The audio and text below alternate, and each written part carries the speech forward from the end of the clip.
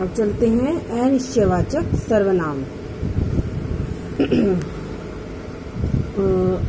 लगता है माँ बाजार से कुछ लाई है। देखो इस रास्ते से कोई आ रहा है। उपयुक्त वाक्यों में कोई और कुछ सर्वनाम शब्दों से किसी निश्चित व्यक्ति अथवा वस्तु का ज्ञान नहीं हो रहा।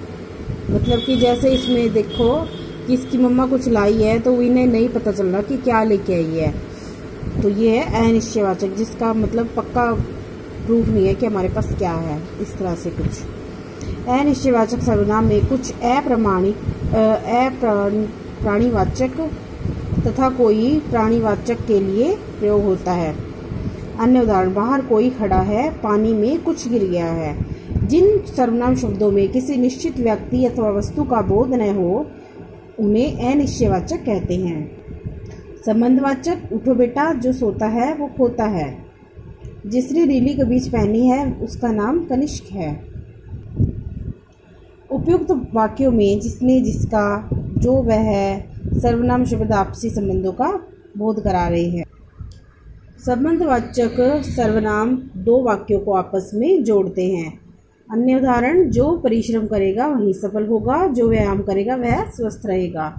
जो सर्वनाम शब्द वाक्य में प्रयुक्त संज्ञा या सर्वनाम के बीच संबंध बनाते हैं उन्हें संबंधवाचक सर्वनाम कहते हैं। नेक्स्ट, प्रश्नवाचक।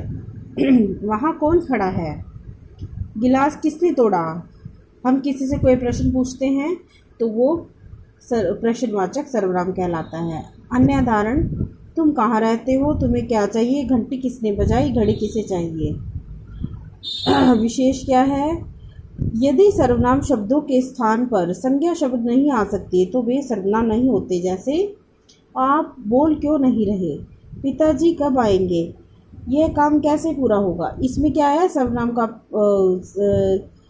सर्वनाम शब्दों के स्थान पर संज्ञा नहीं आ सकती। जिन सर्वनाम शब्दों का प्रयोग प्रश्न पूछने के लिए किया जाता है उन्हें प्रश्नवाचक कहते हैं। निजवाचक में, माँ मैं अपने आप चली जाऊंगी। बेटा तुम रहने दो, मैं स्वयं कर लूँगा। निज का अर्थ होता है अपना और वाचक का अर्थ होता है ज्ञान कराने वाला। इस प्रकार निजवाचक का अर्थ हुआ अपनेपन का बोध कराना। आप का प्रयोग पुरुषवाचक तथा निजवाचक सर्वनाम दोनों में होता है। जैसे कि आप कल सभा में नहीं आए थे।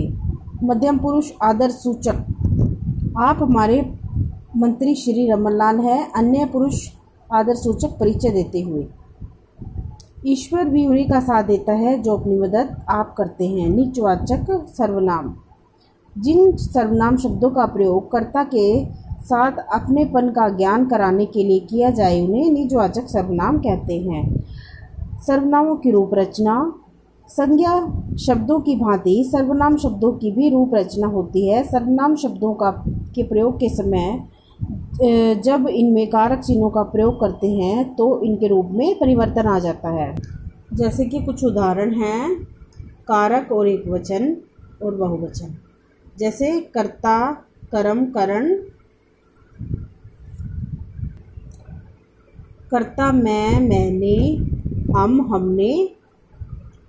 कर्म मुझे, मुझको, हमें, हमको। इस तरह से मैं उत्तम पुरुषवाचक और तू, तुम मध्यम पुरुषवाचक का प्रयोग कैसे किया जाए? कर्ता तू, तूने, तुमने, तुम सबने। इस तरह से ये अन्य पुरुषवाचक सर्वनाम के उदाहरण हैं। यह निश्चयवाचक और अनिश्चयवाचक जो सर्वनाम संबंधवाचक। इस तरह से ये कुछ उदाहरण हैं। आज के लिए इतना ही काफ़ी है।